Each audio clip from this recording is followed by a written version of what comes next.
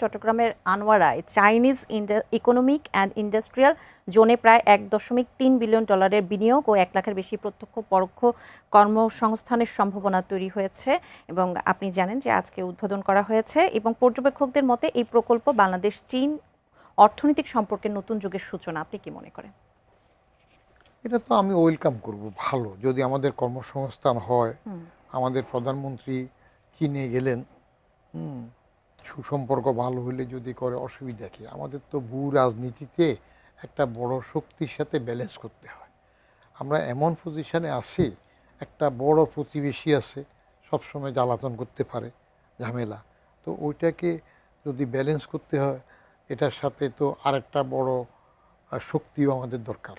আর চীনের সাথে আমাদের সম্পর্ক তো আগের থেকেও ভালো চলতেছে, যদিও দেশ স্বাধীন হওয়ার পরে তারা আমাদেরকে পাকিস্তানি গ্যাসা হিসাবে স্বীকৃতি দিতে চায় না, বহু পরে দিয়েছে, কিন্তু এখন তো লেনদেন ভালো।